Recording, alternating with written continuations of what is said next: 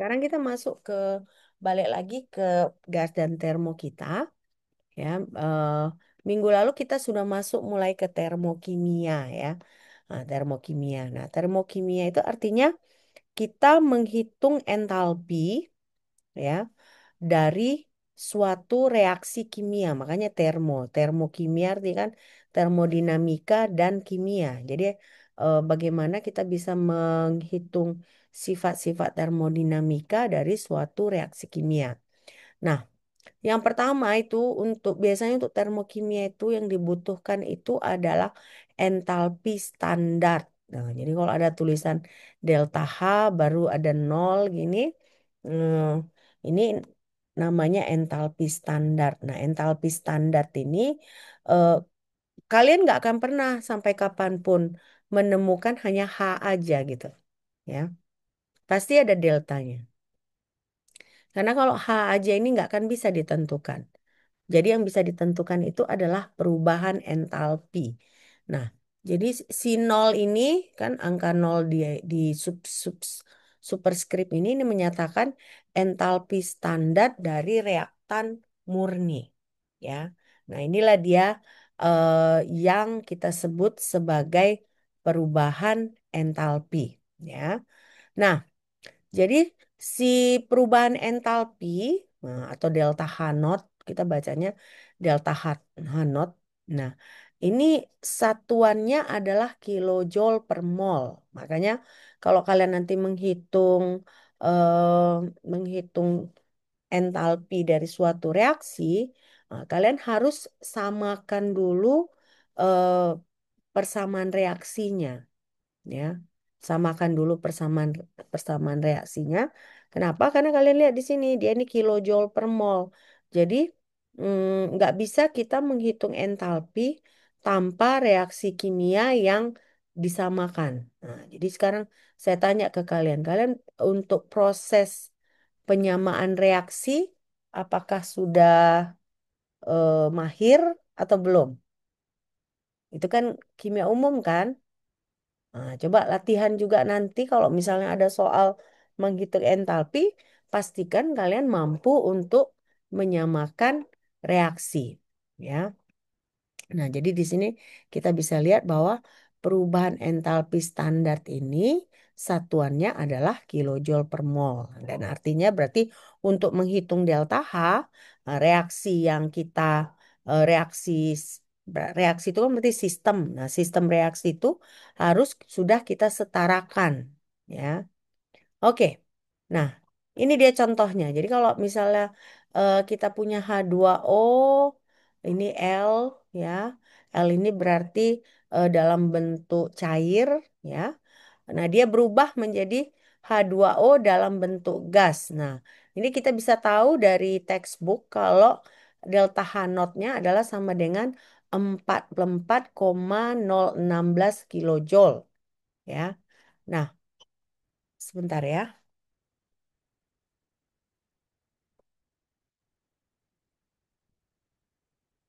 Ya, ya Bu, ini aja. Kenapa? Kepengen mesen apa itu? Ya, bentar ya. Oke. Nah, lalu sekarang ini H2O cair menjadi H2O gas. Kalau kalian lihat nih kan dia eh, dalam kurung 373 Kelvin. Nah, dia sama dengan 40,656 kilojoule. Nah, jadi berarti di sini kalian lihat berbeda berbeda ini berbeda suhu ya kan. Ternyata delta H naught-nya juga berbeda. Nah, lalu bagaimana dengan ini? Ya, kita punya 2H2 2H2 gas tambah O2. Dia menghasilkan 2H2O. Delta H naught-nya sama dengan negatif 571,66. Nah, jadi berarti kalian lihat di sini eh, kalau berbeda prosesnya, delta H-nya itu akan berbeda. Nah, ini kan berbeda proses kan. Ini suhunya 273 ya 298,2 298,15 ya, 13. Nah, ini 373. Nah, jadi hasilnya delta Hanotnya juga berbeda. Nah, jadi makanya di sini lalu di sini ini kan juga H2 H2O cair. Ini juga H2O cair, tapi ini prosesnya dari H2 dengan O2. Nah, akibatnya entalpinya ini juga berbeda. Kenapa? Karena entalpi itu yang dihitung itu adalah proses atau per, apa reaktan dikurang produk. Oke. Ini mau dicatat atau enggak? Mau dicatat atau enggak? Udah dicatat? Hmm? Udah, Mem. Mau dicatat? Sudah selesai dicatat ya? Sudah? Oke, sudah ya. Nah, lalu di sini, nah ini dia.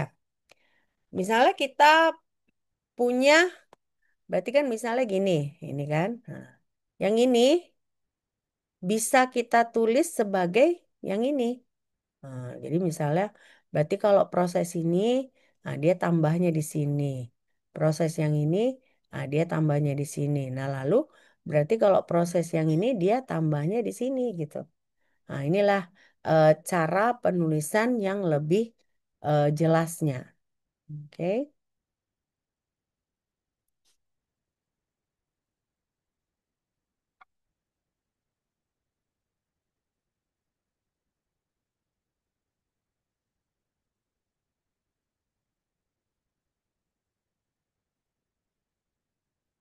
sebentar ya.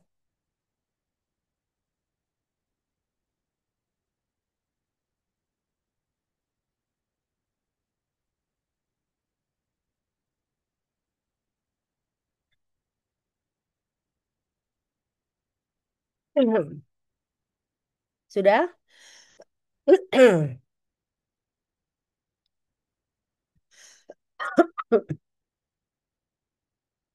Nah, nah ini juga ada perubahan fisik. Jadi kalau entalpi itu ketika ada perubahan fisik terjadi, misalnya berubah dari cairan menjadi gas. Nah, lalu dari satu bentuk padatan ke padatan lain, ya. Nah, lalu eh, macam-macam. Nah, itu ini semua juga bisa kita hitung entalpinya.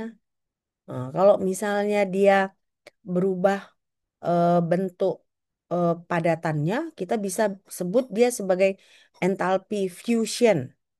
Nah, kalau misalnya dia berubah menjadi gas, kita sebut sebagai entalpi vaporization.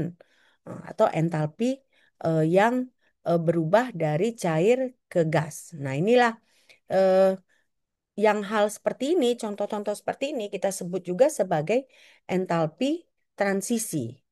Ya, entalpi transisi.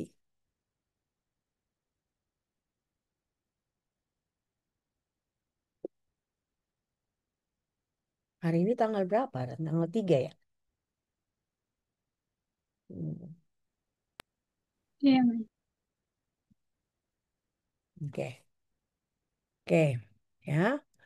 Nah, sekarang entalpi transisi itu selalu dia harus per 1 mol partikel dan eh, tekanannya 1 bar. Nah, ini biasanya eh, entalpi standar itu, nah, dia wajib dia per 1 mol partikel pada tekanan 1 bar.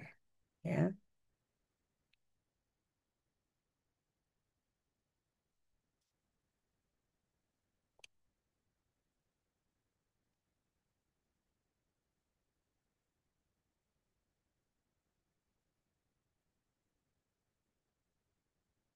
sudah ini dicatat?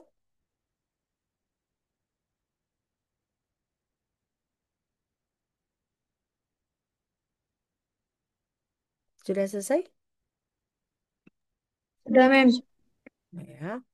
Nah, eh ini contohnya. Jadi kalau kita punya C6H6 dalam bentuk solid, ya kan?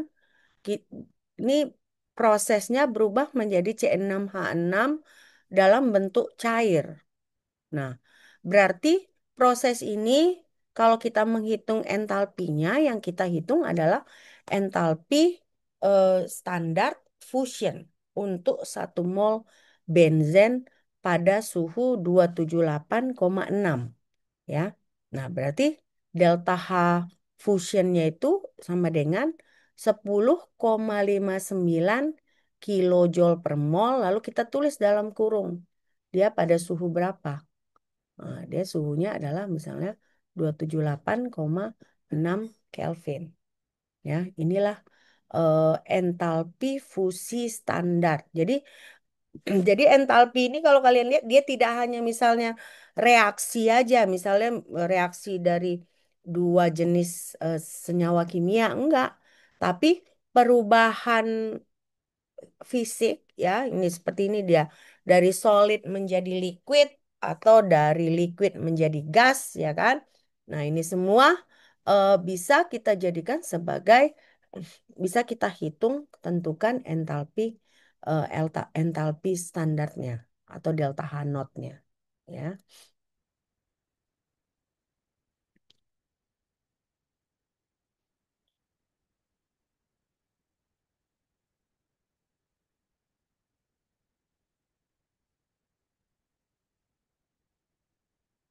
Sudah?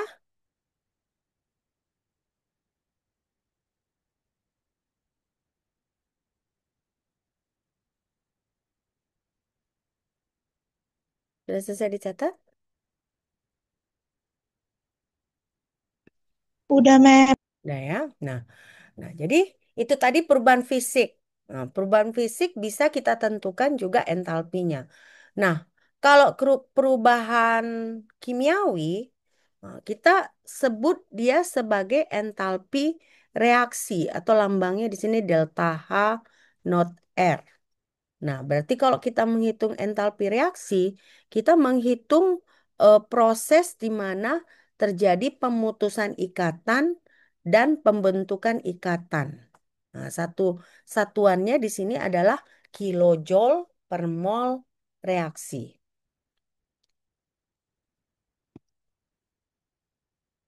Ya, kilojoule per mol reaksi.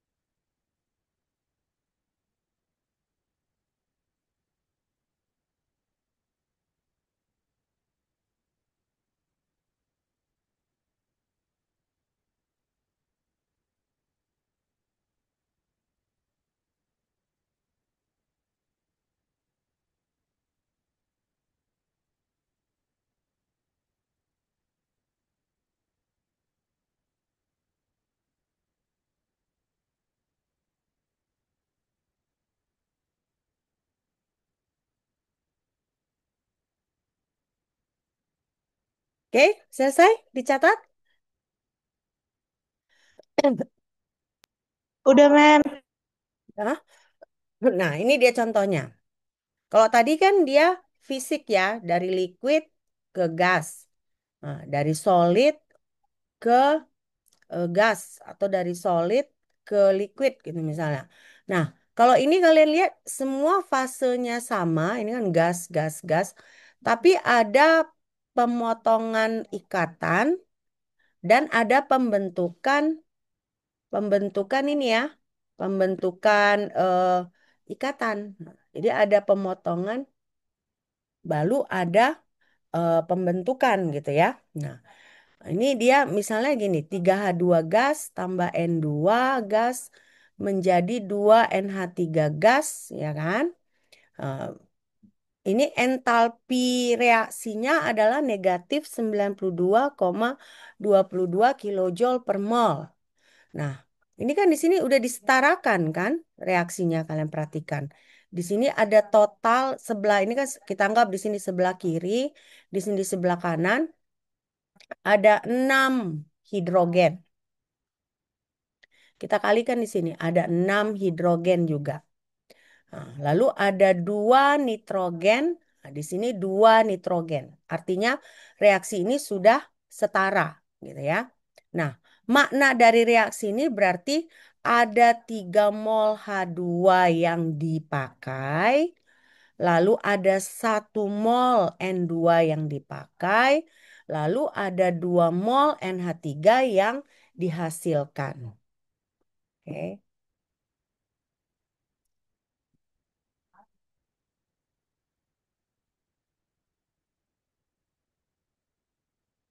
sudah selesai dicatat? Belum ya?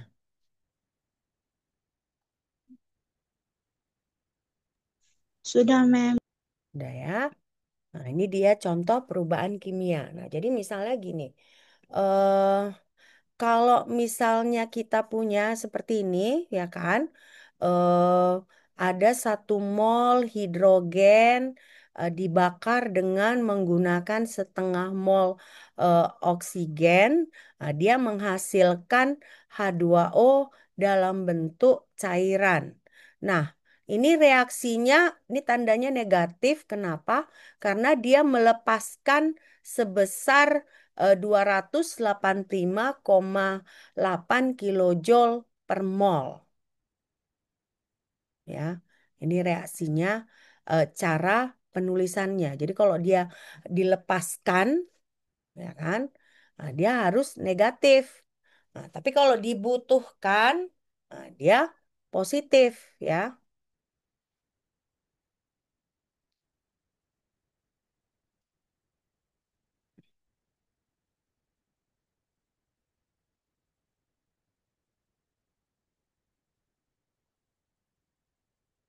Sudah? Belum, Mem. Belum, oke.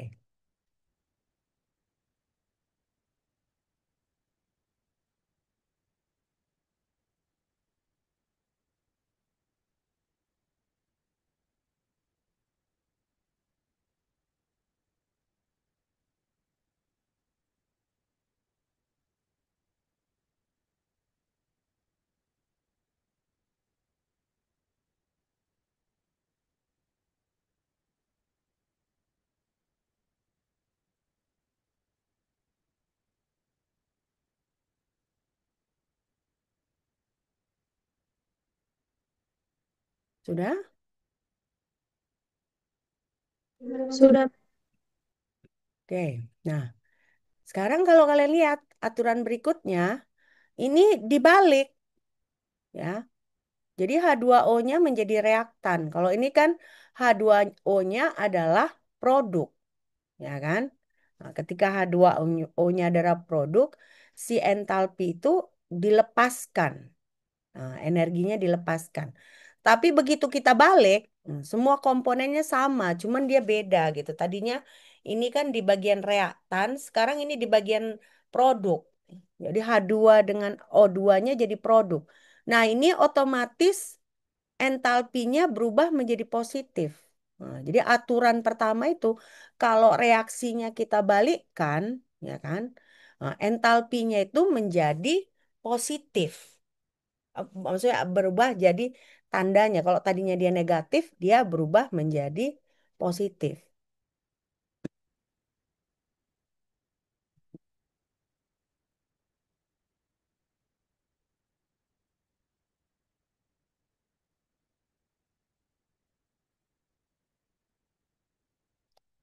Sudah? Sudah selesai? Sebentar.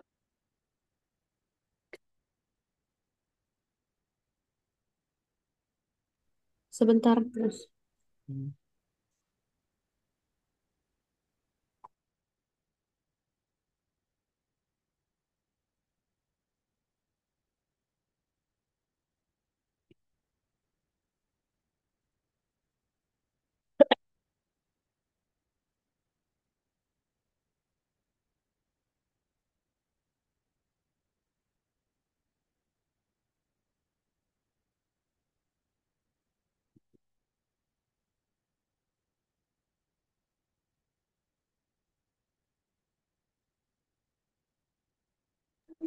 Sudah, Mem.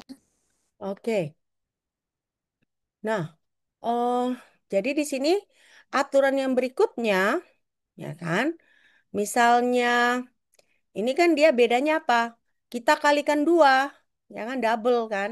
Karena kan tadinya ini setengah O2, 1 mol H2 menjadi 1 mol H2O, ya kan? Ini dikalikan dua, otomatis ininya juga dikalikan dua, ya.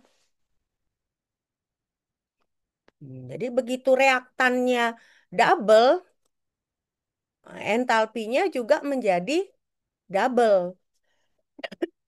Ya. Ini kan tadi dia 285, ya kan? Nah, lebih cocok yang ini kan, yang negatif. Nah, 285. Begitu di double, dia jadi berapa? Dia menjadi negatif 571,66. Nah, jadi berarti kalau entalpi itu kalau dibalik, entalpinya berubah tanda. Itu aturan pertama. Aturan kedua, begitu reaktan di double, nah, otomatis entalpinya juga di double. Nah, bagaimana kalau triple? Entalpinya juga ditriplekan, ya. Nah, inilah aturan, beberapa aturan dalam proses perhitungan entalpi, ya.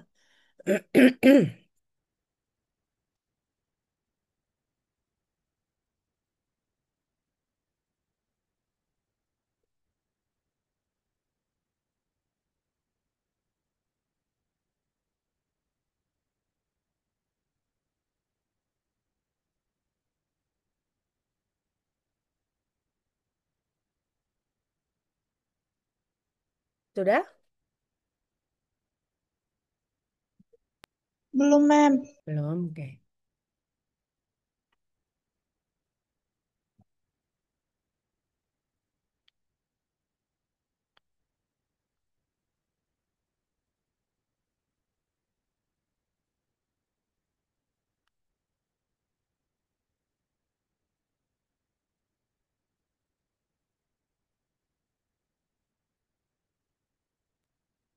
Sudah, Mem. Sudah? Oke. Nah, jadi sekarang kita masuk ke entalpi standar reaksi. Oke. Nah, eh, coba kalian coba hitung nih ya. Nah, ini ada metana, ya kan? Ditambah 2O2, ditambah menghasilkan CO2, ditambah 2H2O. Nah, di sini eh, entalpi reaksinya adalah negatif 890 kilojoule per mol. Nah, sekarang kalau ini kan oksigennya dua ya, dua. Nah, sekarang coba hitung kalau misalnya oksigennya itu 3,5 mol, ya, berapa entalpi standarnya?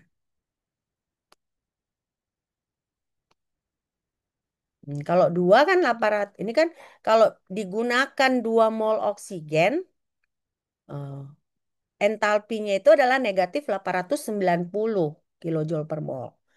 Nah, berapa entalpi standarnya, perubahan entalpi standarnya jika oksigen yang digunakan adalah 3,5 mol. Oke, berapa dia? Coba ada yang bisa jawab. 1.557,5 kilojoule. Gimana caranya menghitungnya? Oke, rumus delta H yang tadi, Bu. Tiga. Yang 3,5 mol dibagi 2 Heeh, mol dikali delta H-nya, Bu. delta H-nya. Oke. Nah, segini. Jadi artinya apa? Ini kan ketika 2 mol oksigen pada 298 Kelvin bereaksi dengan metana, perubahan entalpi standarnya adalah negatif 890 kilojoule per kilojoule. Nah, jadi kalau 3,5 mol yang digunakan berarti 3,5 dibagi 2 dikali 890 atau sama dengan negatif 1560 kilojoule. Ya. Nah, ini dia bahwa tadi apa? Yang pertama, aturan pertama kalau dibalik reaksinya tandanya berubah. Kedua, kalau berbeda jumlah mol dari reaktan eh, entalpinya juga akan berubah ya. Nah, ini dia eh, beberapa aturan untuk perhitungan entalpi reaksi standar. Oke,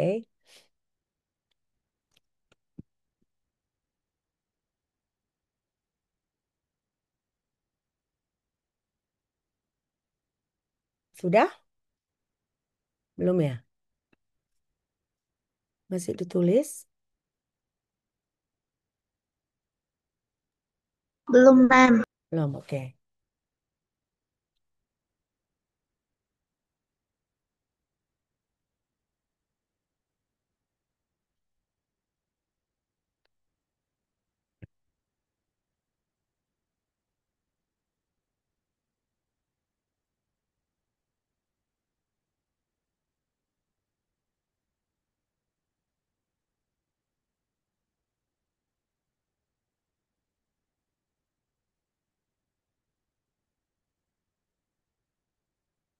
Sudah?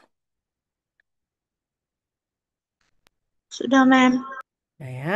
Nah, sekarang kita masuk ke cara perhitungan entalpi reaksi. Ya kan, tadi baru kayak komponen-komponen beberapa aturan. Nah, cara perhitungan apa delta HR, ya delta H not A HR itu adalah jumlah dari entalpi produk dikali koefisien stoikiometrinya dikurang jumlah dari entalpi reaktan dikali koefisien stoikiometrinya. Ya. Nah, jadi ini kan ada V. V ini adalah koefisien stoikiometri. Nah, ini dia. Jadi produk dikurang reaktan, tapi dia setiap reaktan harus dikalikan dengan koefisien stoikiometri. Oke. Nah, inilah cara untuk menghitung entalpi standar dari reaksi.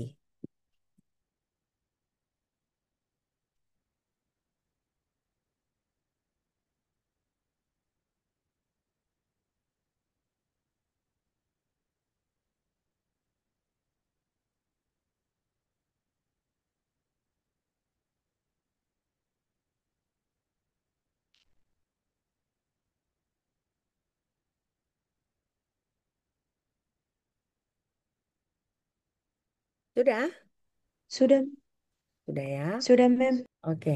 Nah, nah jadi berarti di sini eh si ingat ya, yang ini nilai absolut ini nggak bisa dihitung ya.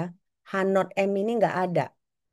Yang ada itu adalah eh, delta H not M. Nah, jadi dia harus delta, dia harus perubahan.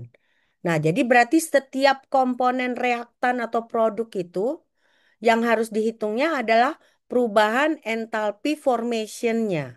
Nah, jadi berarti untuk menghitung delta HR yang dibutuhkan itu adalah delta HF. Nah, di mana F itu adalah formation, ya. Kenapa? Karena ya ini H not M ini tidak diketahui. Nah, tadi kan dari awal saya bilang, nggak akan pernah kita tahu nilai H. Nah, yang akan kita ketahui itu adalah nilai delta H. Makanya nggak pernah itu ada pertanyaan hitung nilai H dari suatu reaksi. Nggak pernah. Jadi pasti hitung nilai delta H. Kenapa? Karena memang entalpi itu yang dihitung adalah proses. Nah, apakah proses perubahan fisik, apakah proses terjadi produk dari eh, reaktan, nah itu semua yang perlu kalian ketahui. Nah, dan setiap reaktan itu membutuhkan delta HF, informasi tentang delta HF ya. Sudah selesai dicatat? Selesai? Belum? Belum, Mem. Oke.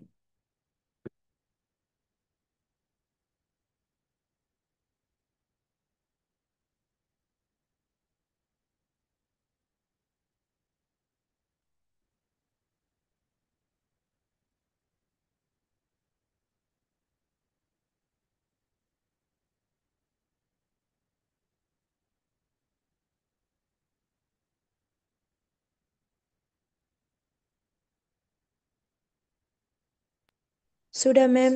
Sudah? Nah, jadi apa itu delta HF? Delta HF itu definisinya adalah perubahan entalpi ketika satu mol zat terbentuk dari elemen murninya. Nah, baru dia tapi harus dalam bentuk paling stabil. Nah, jadi di sini ada di ini sekedar info tambahan, eh, delta HF dari elemen murni itu ada beberapa delta HF dari elemen murni bisa didefinisikan sebagai 0 kilojoule per mol.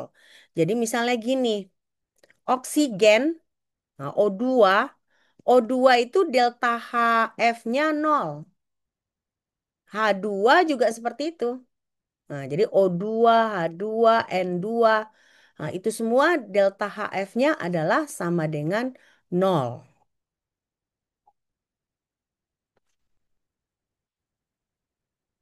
Ya.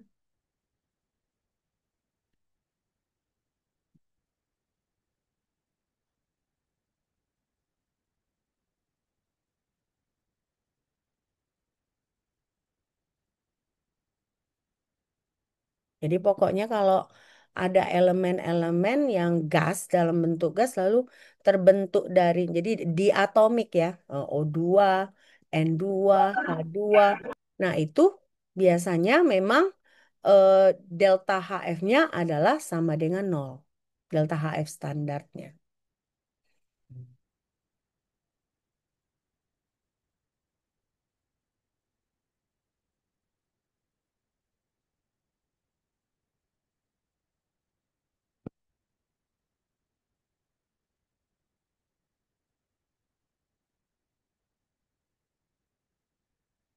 Sudah? Selesai nih? Sudah, Mem. Nah ya. Nah, jadi delta HF not ini berarti memang nanti eh, akan ada, misal kalau kita menghitung delta HR, memang ada bagian-bagian dia yang akan nol. Nah, selain tadi elemen murni seperti O2, N2, H2, kalau kalian punya ion juga, ya, delta HF-nya juga sama dengan nol. Jadi misalnya ini, kalian ada air, nah, lalu ada proses ionisasinya kan, dia ionisasinya kan H plus ditambah OH negatif gitu ya. Nah, delta HF nol, delta HF standar dari H plus ini adalah nol. Nah, ya, delta H plus dari si H plus, delta HF dari si H plus adalah sama dengan nol.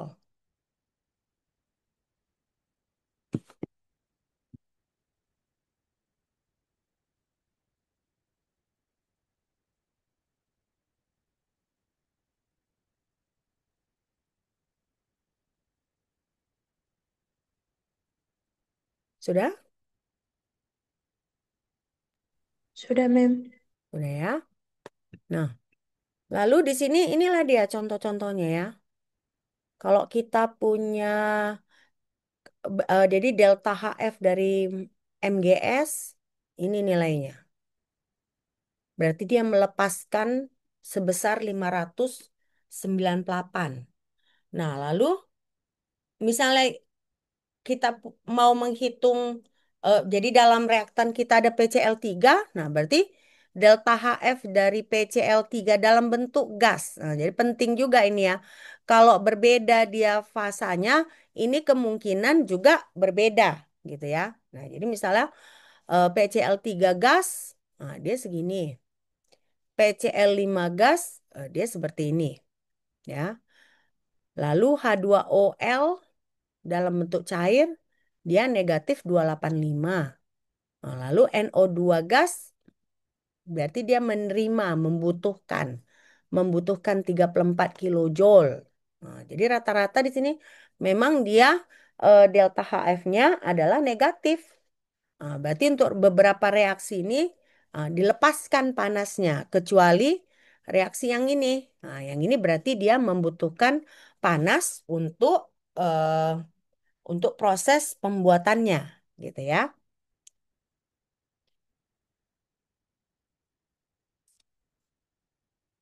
Sudah selesai nih? Udah di screenshot? Oke. Ini nggak akan Sudah, mungkin Kak, Mem. kalau kalian catat ya, screenshot aja. Nah, jadi persamaan 11 tadi ya bisa kita tulis ulang ya, delta H naught F sama dengan delta H naught F dari produk dikali koefisien stoikiometri dikurang delta delta HF dari reaktan dikali koefisien stoikiometri. Nah, jadi persamaan 11 nih, eh, jadi delta H reaksi itu bisa juga kita hitung sebagai delta H formation, ya.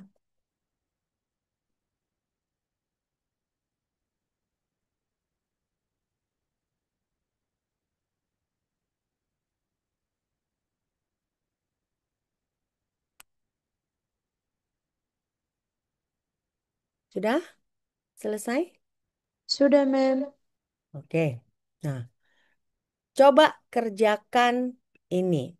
Nah, ada asam lemak rantai panjang atau asam palmitat. Nah, asam palmitat ini CH3, CH2 14, CO2H.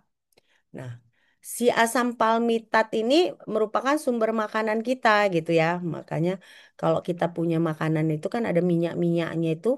Nah, itu biasanya dari si asam palmitat ini. Nah, sekarang bisa nggak kalian hitung, ya kan? Delta H untuk pembakaran 1 mol asam palmitat. Nah, jadi yang ini 1 mol ini dibakar dengan oksigen. Nah, biasanya kalau yang kayak gini dibakar dengan oksigen menghasilkan apa misalnya? Menghasilkan apa? Lalu hitung delta HR-nya. Coba, proses pembakaran itu kan biasa tambah O2 ya kan? Coba cari di reference bagaimana reaksi pembakaran asam palmitat ya. Lalu kalian hitung delta HR-nya. Bisa nggak? Bisa dikerjakan kah? Coba saya kasih waktu ya. Saya kasih waktu 5 menit ya. Coba kalian kerjakan. Pertama yang kalian cari adalah cari bagaimana reaksi pembakaran asam palmitat itu.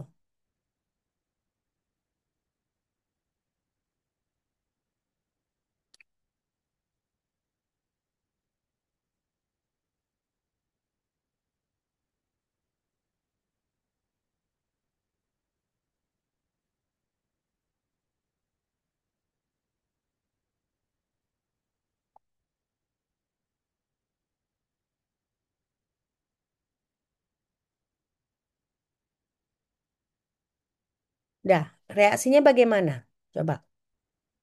Ini C berapa? Jadi supaya gampang, buat aja C berapa, H berapa, O berapa. Berapa O-nya ini?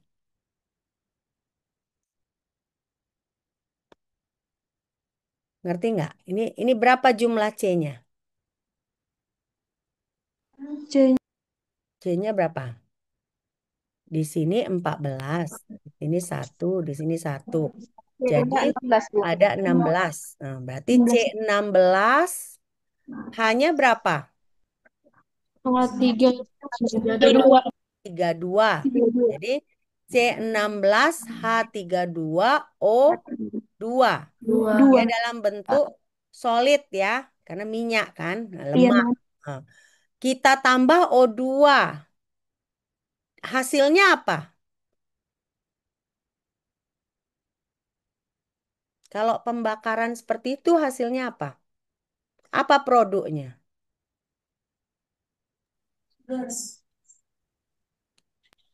CO2. CO2 ditambah Air, Mem. H2O. H2O. Nah, sekarang coba setarakan reaksinya. Bisa nggak kalian setarakan? Tapi usahakan si palmitatnya itu tetap satu ya, karena kita di sini kan mau menghitung reaksi pembakaran untuk 1 mol asam palmitat. Jadi kalau bisa yang kalian setarakan itu oksigen dengan CO2 dengan H2-nya gitu. Hmm. Kalau kalian setarakan jadi reaksi lengkapnya apa?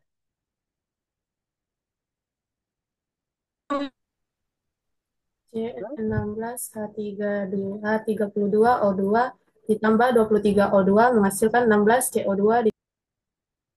Ditambah 16 H2 kan? Benar nggak? Iya. Nah, tadi untuk menghitung delta HR bagaimana?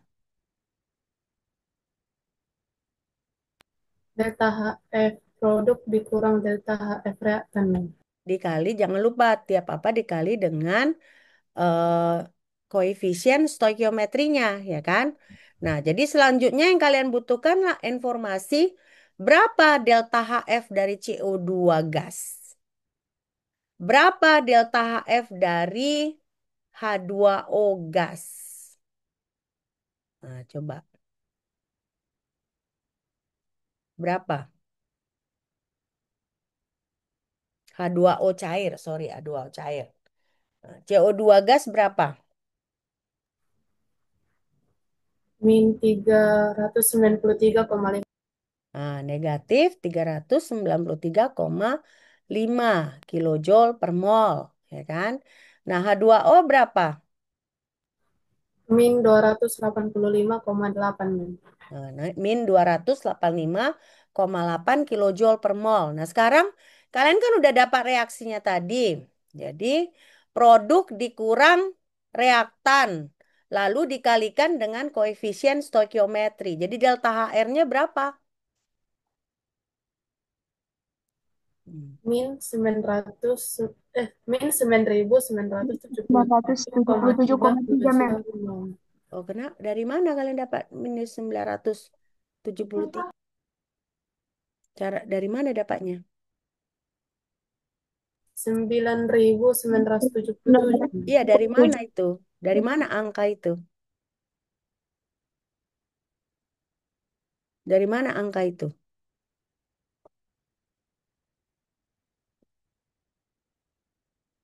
Hmm? Pakai chat GPT kalian? Dari mana angkanya? Coba.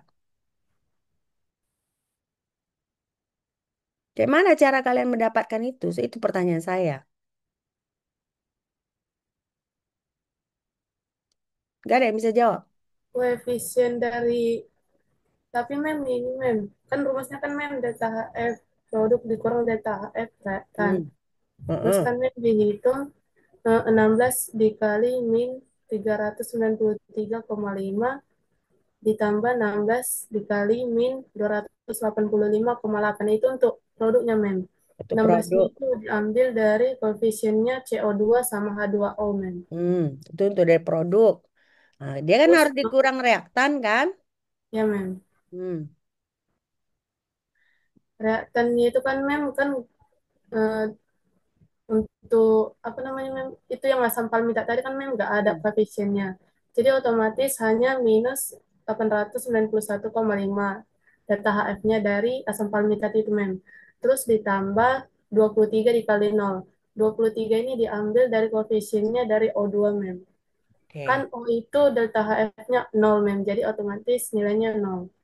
Ini kan tadi katanya yang 891 ini apa? Memang delta HF. Iya, mem. Oke, kita lihat ya. Dari si asam palmitat. Nah, ini kan kita hitung ya, kita mau menghitung delta HR, ya kan? Nah, ini reaksinya kan udah kalian dapat. Nah, lalu ini dia. Oke, jawaban kalian sudah benar ya. Nah, jadi 16 dikali CO2 nah, ditambah 16 dikali H2O dikurang eh, 891,5 ditambah 23 dikali nol. Makanya ini jadinya nol. Jadi dapatnya negatif 997 negatif 9.977,3 kilojoule per mol. Oke. Oke. Ini perlu kalian catat atau enggak? Perlu enggak? Perlu, Bu. Oke, coba dicatatnya dari ini ya. Dari ini atau ini reaksinya aja atau hanya langsung ini Dari reaksinya, men. reaksinya.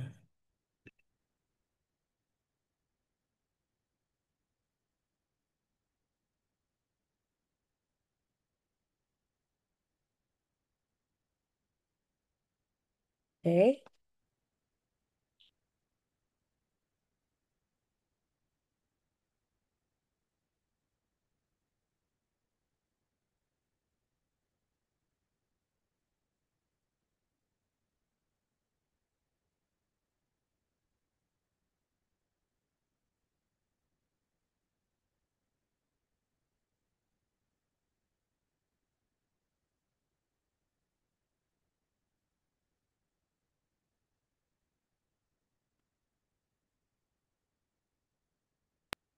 Sudah, mem.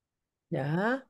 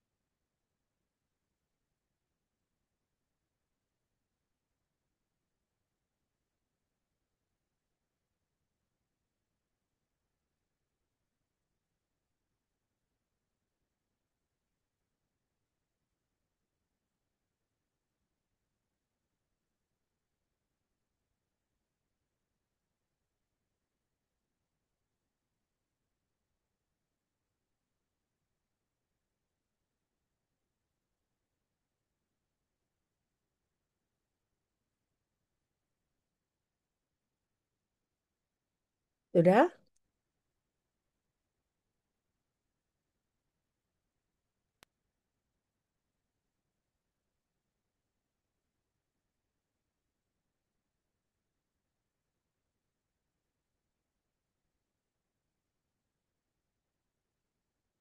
Sudah?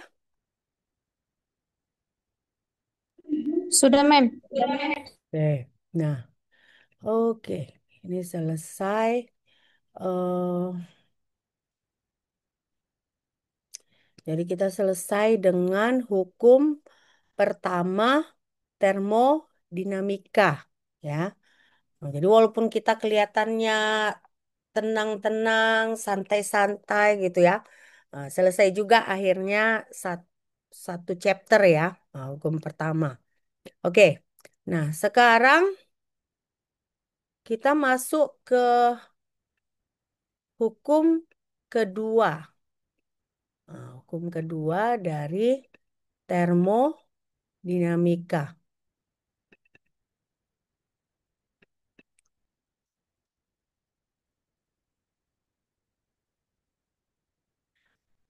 15 menit ya. Saya minta waktu kalian 15 menit ya, Papa ya.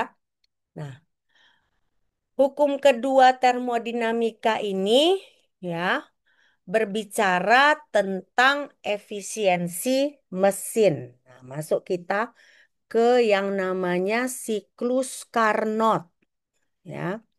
Nah, ini kalian lihat kan, ini ada siklus ya kan, misalnya dari B ke A, C ke A, lalu A ke B ya. Siklusnya tertutup ini berarti kan. Nah, sementara yang berubah apa? Yang berubah misalnya V1 volume 1 menjadi volume 2 atau volume 2 menjadi volume 1. Nah, juga tekanan ya. Tekanan 2 berubah menjadi tekanan 1 dan sebaliknya gitu. Nah, jadi siklus itu dia ada posisi awal. Nah, misalnya posisi awalnya ini B lah kita bilang, ya kan? Karena kan di sinilah titik pertemuannya. B ke C, ya kan? C ke A, lalu A ke B. Jadi dia selalu balik ke titik awal. Atau misalnya kita sebutlah titik awalnya C. Nah, berarti ini kan C ke A ke B, lalu dia balik ke B ke C. Jadi artinya kalau siklus itu ada proses, nah, dia balik ke posisi semula. Nah, kalau proses yang ini, yang C dengan B, itu volumenya yang berubah, tapi tekanannya tetap. Nah, jadi berarti ini prosesnya sering kita sebut apa? Isobar ya. Nah, kalau dia tekanannya sama, isobar. Nah, kalau proses C ke A, volumenya tetap, tekanannya berubah. Nah, kalau volumenya yang berubah, iso apa dia? Isokor. Nah, ya. Nah, kalau yang ini dia apa yang berubah? Tekanan berubah, volume juga berubah. Nah, nanti ada juga namanya istilahnya adiabatik ya. Nah, adiabatik. Oke.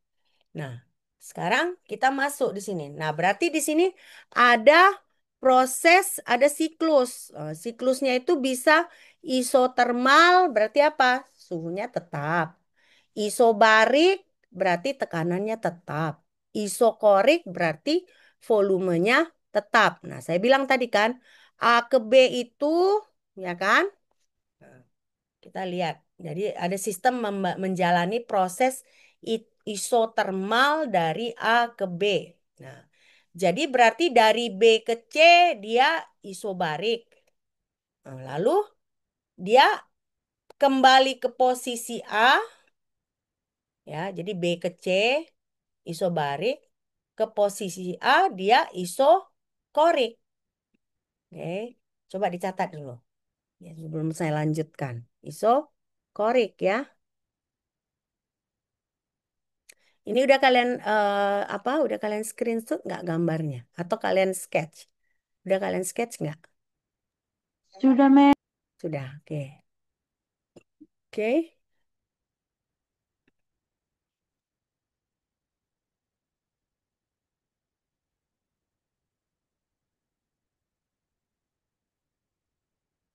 Coba dicatat. Hmm. Itulah siklus dia kan. Ada titik awalnya. Eh, Setelah melalui berapa proses dia balik ke titik awal. Nah, dia siklus. Nah, itu namanya siklus.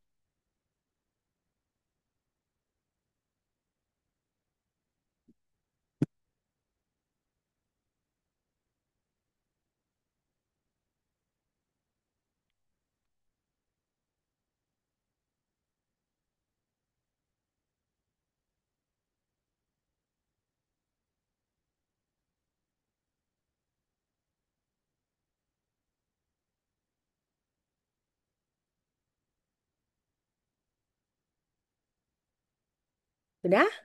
Selesai? Sudah, Mem. Belum? Ada yang belum, ada yang sudah. Yang belum siapa? Si Ija, Mem. Oh, Ija belum. Oke. Nggak apa-apa. Asalkan kalian mengerti pelan-pelan ya. Tapi jangan salah ya. Maksudnya belajar itu nggak cukup hanya catatan ini aja ya. Harus latihan-latihan juga ya. Sama aja bohong kalau kalian nggak latihan soal ya. Kemarin kan saya udah kirim ya latihan-latihan soal kan.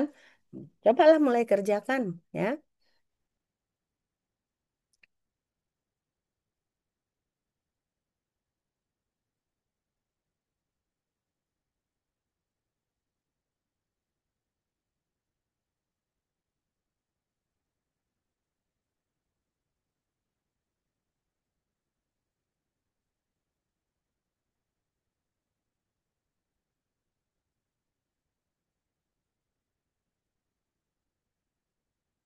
Sudah, Mem.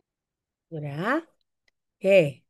Nah, jadi berarti apa tadi? Kita kita lihat, kita ulangi lagi ya. Proses A ke B, baru B ke C ke A. Nah, itu adalah definisi proses. Ini nggak perlu kan catat ya. Nah, oke. Nah, sekarang kalau itu kan satu kali. Kalau dia berulang kali siklus itu terjadi, nah itulah yang kita sebut dia siklus yang menghasilkan kerja mekanik ya. Nah, tapi yang bisa kalian catat makanya ini kan kita belajar siklus Carnot, efisiensi. Nah, kalau secara real efisiensi itu nggak bisa 100%. Jadi tidak semua kalor yang ada diubah menjadi usaha atau kerja. Nah, jadi kalian lihat ini kerjanya itu hanya yang warna abu-abu muda ini aja. Nah, jadi kerja itu hanya daerah yang di dalam kurva ini. Kenapa? Karena menurut efisiensi tidak semua kalor berubah menjadi kerja. Nah, jadi kerja itu hanya yang ini, ya. Inilah yang kita sebut sebagai siklus, ya. Nah, jadi siklus itu kita ada kalor, ya kan? Nah, lalu kalor itu diubah menjadi usaha. Nah, usaha itu W, kerja. Nah, tapi karena ada efisiensi, tidak semua kalor berubah menjadi kerja. Oke,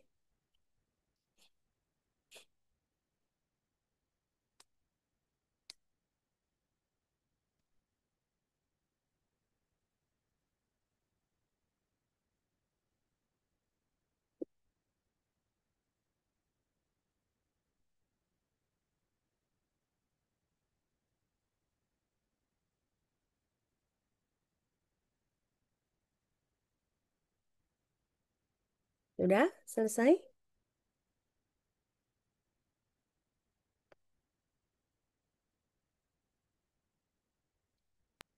Sudah, Mem. Ya. Nah, jadi berarti apa nih kan? Berarti daerah A, B, C, A inilah yang kita sebut sebagai usaha. Nah, usaha itu adalah luas ini. Luas A, B, C, A. Ya, itu usahanya itu adalah luas A, B, C, A. Nah, ini nggak usah ditulis ya. Nah, berarti kita bisa hitung itu secara matematik dengan memakai integral, ya kan? Nah, dengan memakai integral berarti kerja atau W itu adalah sama dengan NRT ln V2 dibagi V1 dikurang P dikali V2 dikurang V1. Nah, jadi si W ini akan positif kalau siklusnya searah jarum jam. Nah, tapi kalau W itu akan bernilai negatif kalau siklusnya berlawanan arah dengan jarum jam. Ini kan misalnya kalau kayak gini kan searah jarum jam kan. Nah, artinya W-nya positif. Tapi kalau tadinya begini, nah, W-nya adalah negatif. Nah, jadi berarti hasil kerja itu apakah dia positif atau negatif itu bergantung pada arahnya. Apakah dia searah jarum jam atau berlawanan arah dengan jarum jam. Ya,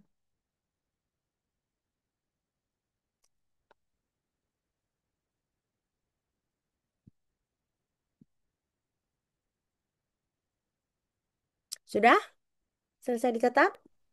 Sudah, Mem. Sudah ya. Nah, sekarang kalau kita punya siklus, itu tadi kan W bisa kita hitung. Tapi kalau untuk siklus, itu delta U-nya itu sama dengan nol. Kenapa delta U-nya sama dengan nol? Karena kan berarti keadaan awal dan keadaan akhirnya itu sama. Jadi akibatnya eh, pada siklus Carnot, delta U itu sama dengan nol.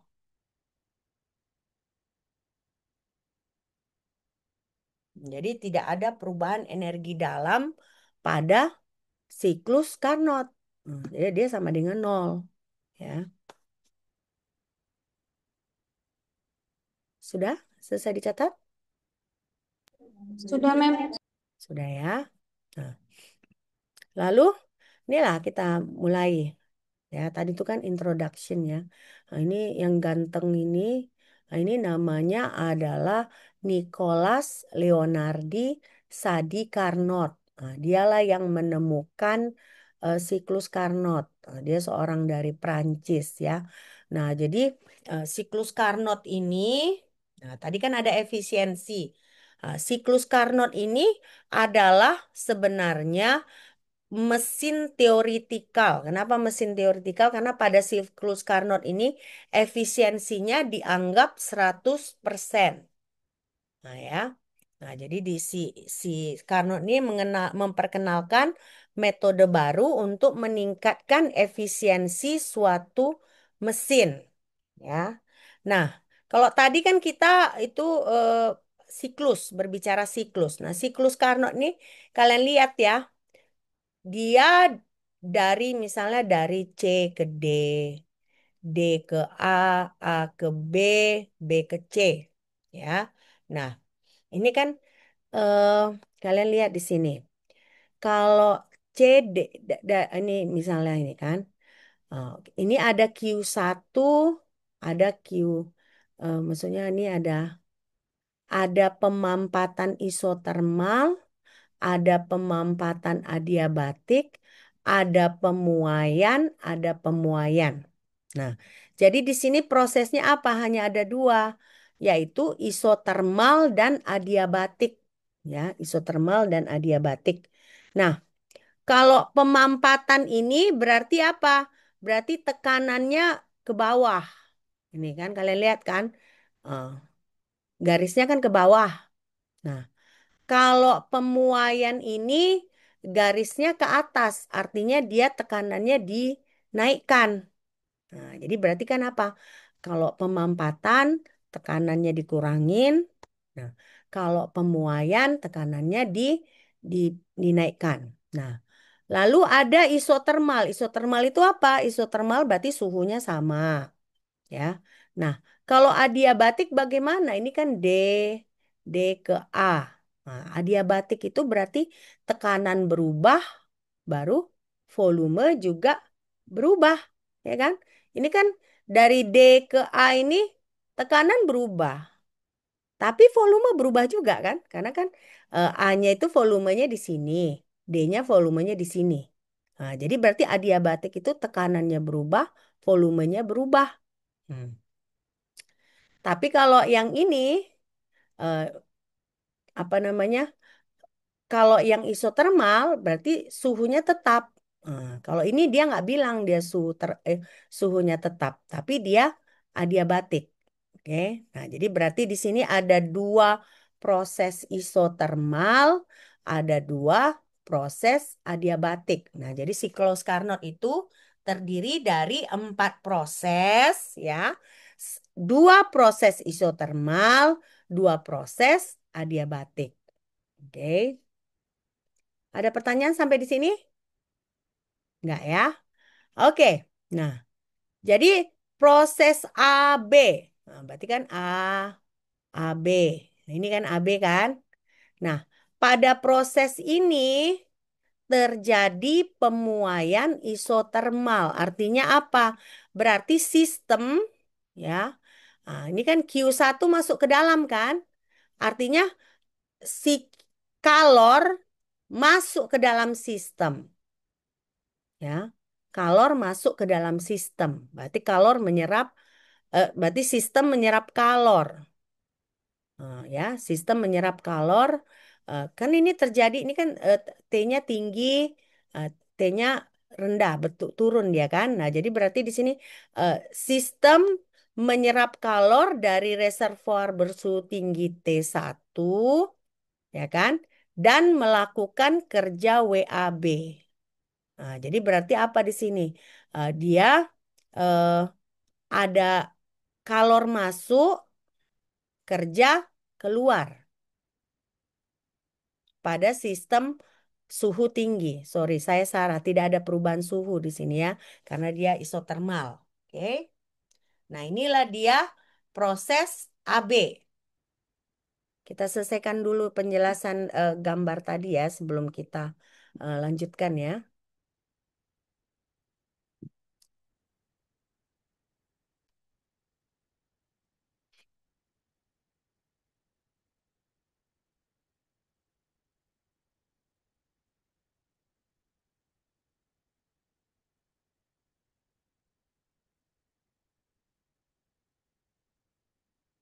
Sudah?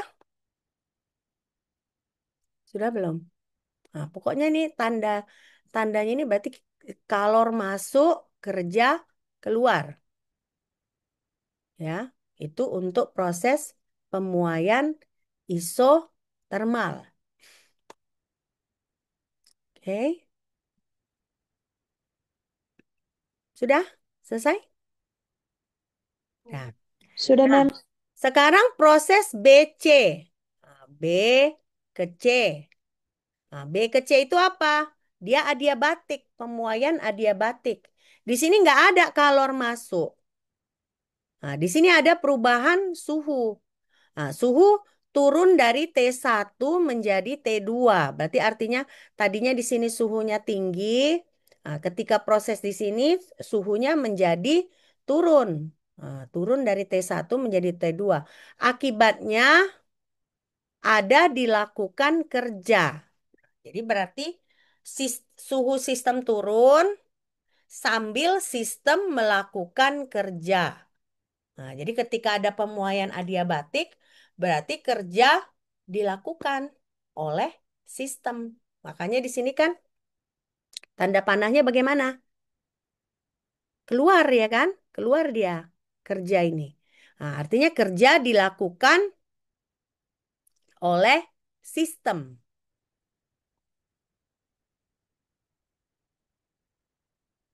Ya, kerja dilakukan oleh sistem. Nanti saya kirim lagi latihan-latihan ya, supaya kalian belajar ya, jangan jangan nggak belajar, jangan nggak latihan, oke? Pokoknya intinya untuk kimia fisika, mata kuliah kimia fisika, kalian harus berlatih soal. Kalau nggak berlatih soal, sama aja bohong ya. Oke, sudah selesai nih? Nah, Sudah, Mem. sudah. Oke, nah sekarang penjelasan ketiga. C ke D. C ke D itu dia isotermal, berarti suhunya tetap di T2 ya. Nah, suhunya tetap di T2. Nah, kalian lihat di sini kalornya itu dilepas. Nah, kalau ada pemampatan berarti kan dimampatkan gitu kan. Nah, kalor dilepas, sistem menerima kerja.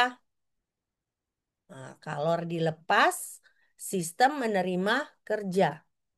Ini adalah pemampatan isotermal. Kalornya dilepas, sistem menerima kerja.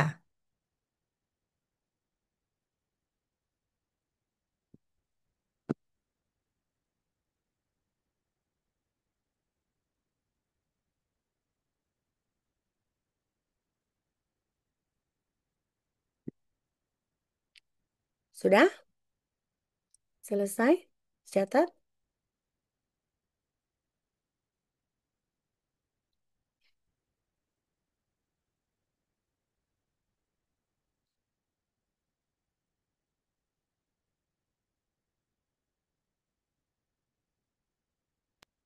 Sudah, Mem.